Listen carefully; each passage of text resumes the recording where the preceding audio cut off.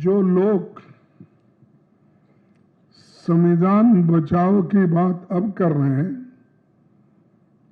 Emergency 50 साल होने के बाद इमरजेंसी का फिर से वो बार बार दोहरा रहे हैं, जिनका देश की आजादी के आंदोलन में कोई योगदान नहीं रहा और जिनका संविधान निर्माण में कोई योगदान नहीं रहा, उनके कोई लोग इस संविधान को बनाने में कोऑपरेट नहीं किए, तो हमेशा संविधान के खिलाफ बात करते गए।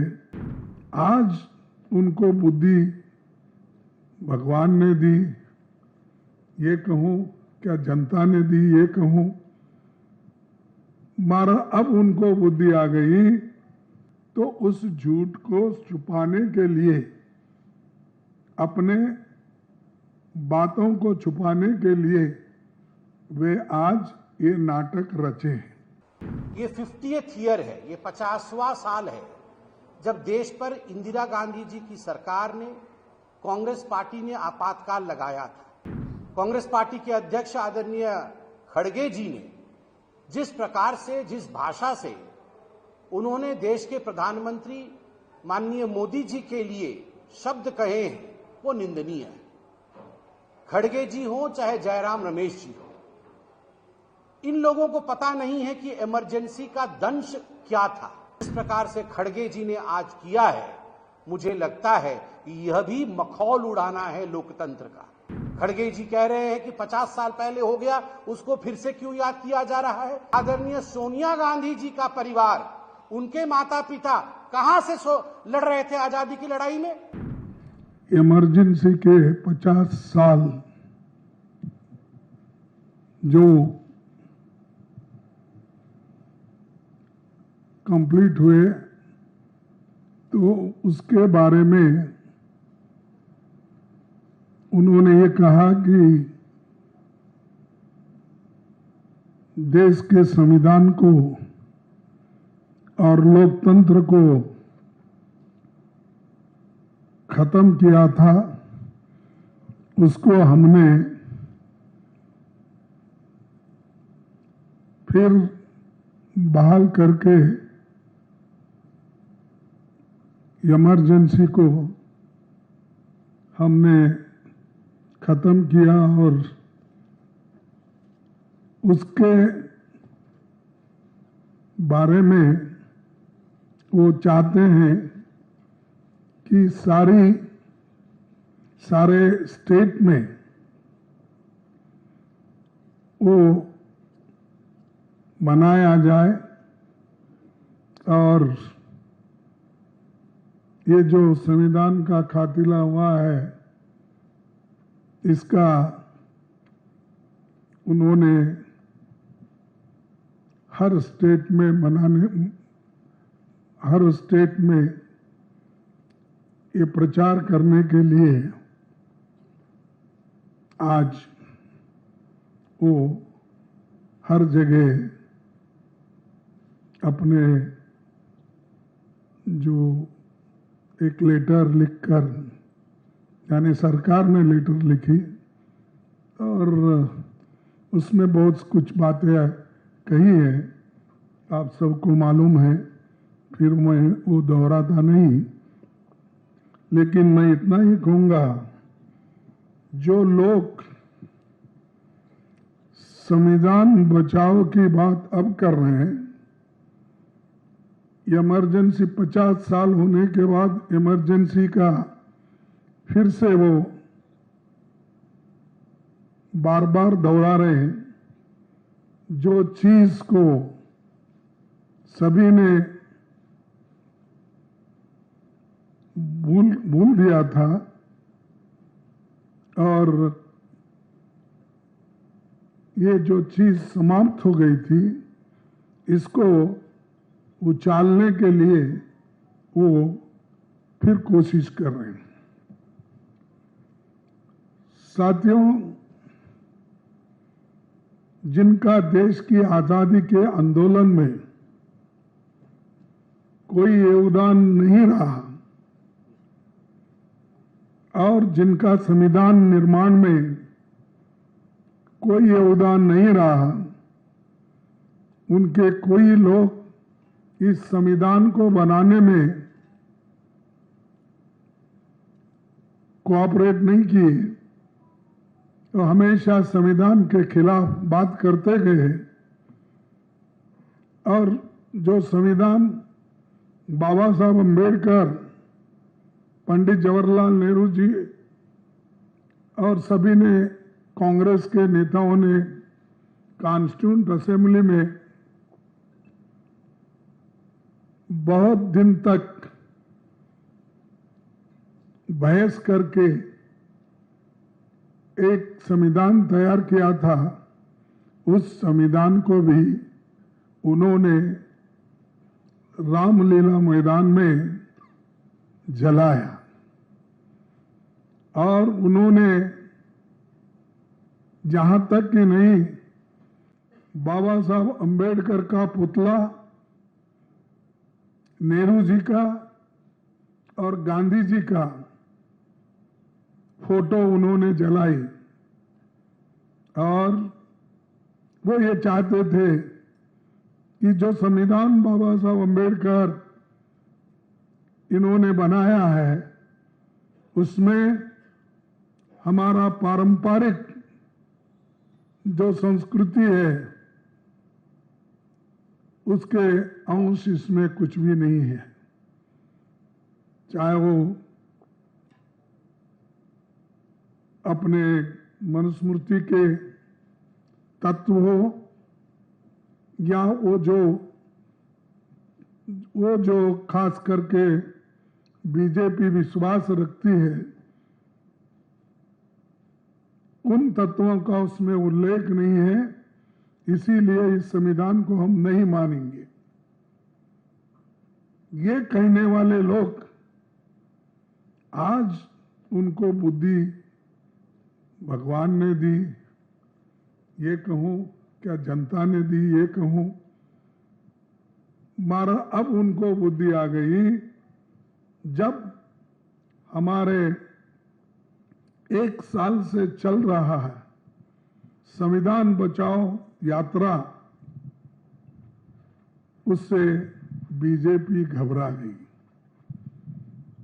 घबराने के बाद ये जो पूरे देश में चला था, तो घबरा कर इन्होंने ये संविधान के खिलाफ कुछ ना कुछ वो कहना उनको है, तो इसीलिए वो क्या कर रहे हैं कि 50 साल का इमरजेंसी की बात अब कर रहे हैं। मैं कौन क्या कहा ये नहीं बोलना चाहता हूं, मैं सिर्फ इतना ही बोलना चाहता हूं, जो लोग अपने गवर्नेंस में नाकामयाब रहे, कुछ नहीं कर सके और उनकी विफलता इतनी है कि लोग आज इन्फ्लेशन के लिए पूछ रहे हैं कि भाई इतनी महंगाई बढ़ रही क्यों, उसका सवाल का उनके पास जवाब नहीं है। बेरोजगारी का नहीं है, भ्रष्टाचार का नहीं है, आर्थिक बदहाली जो हो गई, नोटबंदी जो हो गई, बाहर का काला धन लाने की जो बात हो गई, वो सब कहाँ है? और इनके जो फेल्यूअर्स है, झूठ जो बातें इन्होंने बार बार करते आए हैं, तो उस झूठ को छुपाने के लिए, अपने बातों को छुपाने के लिए वे आज ये नाटक रचे हैं। और उसी के साथ ये लोग गरीबों की भलाई और संविधान के साथ चलने वाले, संविधान की रक्षा करने वाले, मैं ये पूछना चाहता हूं, आप एक तरफ गरीब को गरीब बना रहे हैं, अमीर को और अमीर बना रहे हैं, और गरीब और अमीर के बीच में इतनी खाई हो गई है, इतना गैप हो गया है कि उसको आप कभी भी मिटा नहीं सकते या नजदीक नहीं ला सकते। आज एक विशेष दिन है। आप सभी जानते हैं कि देश के लोकतंत्र पे हमला इमरजेंसी के रूप में, आपातकाल के रूप में आज से 50 वर्ष पहले हुआ था। ये 50th ईयर है, ये 50वां साल है जब देश पर इंदिरा गांधी जी की सरकार ने, कांग्रेस पार्टी ने आपातकाल लगाया था। स्वाभाविक है, इतिहास को कभी भूलना नहीं चाहिए, इतिहास से शिक्षा लेनी चाहिए और दोबारा इतिहास में हुई गलतियां कभी एक लोकतांत्रिक देश में ना हो। आज भारतीय जनता पार्टी इस विषय को ध्यान में रखते हुए समग्र भारतवर्ष में काला दिवस के इस रूप को प्रस्तुत कर रही है। ऐसे में कांग्रेस पार्टी का बौखलाना, उनकी बौखलाहट हमें दिख रही है। कांग्रेस पार्टी के अध्यक्ष आदरणीय खड़गे जी ने जिस प्रकार से, जिस भाषा से उन्होंने देश के प्रधानमंत्री माननीय मोदी जी के लिए शब्द कहे हैं, वो निंदनीय है। खड़गे जी हो चाहे जयराम रमेश जी हो, इन लोगों को पता नहीं है कि इमरजेंसी का दंश क्या था। कांग्रेसियों को पता नहीं है कि आम हिंदुस्तानी ने इमरजेंसी के दौरान किस प्रकार के कष्टों को, यातनाओं को सहा था। लगभग 1.5 लाख लोग जेल के अंदर रातों रात भर दिए गए थे। बिना कैबिनेट के डिसीजन के आधी रात को देश पर इमरजेंसी थोप दिया गया था। अखबारों के, बड़े बड़े मीडिया हाउस और अखबारों की बिजली काट दी गई थी ताकि आप अखबार के माध्यम से सुबेरे सत्य ना छाप सके। इस प्रकार का माहौल पूरे देश में रहा था। कई लोग, उनके ऊपर जो यातनाएं हुई उसके कारण उन्होंने मृत्यु को वर्ण किया, और आज भी वैसे लोग हमारे बीच में हैं। और इसलिए हमारा दायित्व है, हम विश्व की सबसे बड़ी पॉलिटिकल पार्टी है, हमारा दायित्व है कि हम न केवल भारतवर्ष को बल्कि आगामी पीढ़ी को भी इस विषय से अवगत कराएं कि विगत समय में जो भूल हुई थी इमरजेंसी के रूप में, वो कितनी बड़ी भूल थी और ये भूल दोबारा दोहराया नहीं जाए। उस पे मजाक करना, उस पे तंज कसना, जिस प्रकार से खड़गे जी ने आज किया है, मुझे लगता है कि यह भी मखौल उड़ाना है लोकतंत्र का। खड़गे जी कह रहे हैं कि 50 साल पहले हो गया, उसको फिर से क्यों याद किया जा रहा है। खड़गे जी, आप तो आज खुद ही बोल रहे थे कि जो लोग आजादी की लड़ाई में नहीं थे, जो लोग स्वतंत्रता की लड़ाई में नहीं थे, आप उस समय की बात कर सकते हैं मगर हम बात नहीं कर सकते। ये फर्क क्यों है? और खड़गे जी, मैं पूछना चाहता हूं, कौन कहता है कि हम आजादी की लड़ाई में लड़ नहीं रहे थे? यहां जितने लोग खड़े हैं, चाहे हम बोलने वाले हों, चाहे कैमरे के पीछे हमारे कैमरेमैन बंधु हों, आप सबके परिवार से हिंदुस्तानी होने के नाते कोई प्रत्यक्ष रूप से या कोई परोक्ष रूप से आजादी के लड़ाई में लड़ रहा था। मगर मैं पूछना चाहता हूं, बताइए, आदरणीय सोनिया गांधी जी का परिवार, उनके माता पिता कहां से लड़ रहे थे आजादी की लड़ाई में? कहां से लड़ रहे थे आजादी की लड़ाई में? उत्तर प्रदेश से, बिहार से, उड़ीसा से, बंगाल से, कहां से सोनिया जी की परिवार आजादी की लड़ाई में शामिल थे? बताइए। आप जब भारतीय जनता पार्टी के इतिहास के विषय में बात करते हैं तो वो उचित है, मगर जब हम आपके परिवार के, राजनीति के, आपके परिवार के महत्वाकांक्षा की पन्नों को पलटते हैं तो आपको वो ड्रामा नजर आता है। केवल और केवल आपके परिवार के महत्वाकांक्षा के कारण इमरजेंसी लगी थी, एक व्यक्ति के महत्वाकांक्षा के कारण, क्योंकि कोर्ट ने उनके, इंदिरा गांधी जी के चुनाव को निरस्त किया था केवल और केवल सत्ता में बने रहने के लिए इंदिरा जी ने बिना कैबिनेट के फैसले के इमरजेंसी लगाई थी। आप कहते हैं गरीबी और अमीरी के बीच खाई बढ़ गई।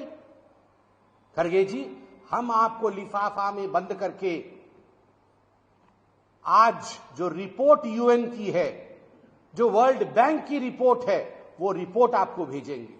किस प्रकार से कितने करोड़ों लोग, 25 करोड़ से अधिक लोग किस प्रकार से गरीबी रेखा के ऊपर आए हैं विगत कुछ वर्षों में, जब मोदी जी का प्रधानमंत्री का काल रहा है।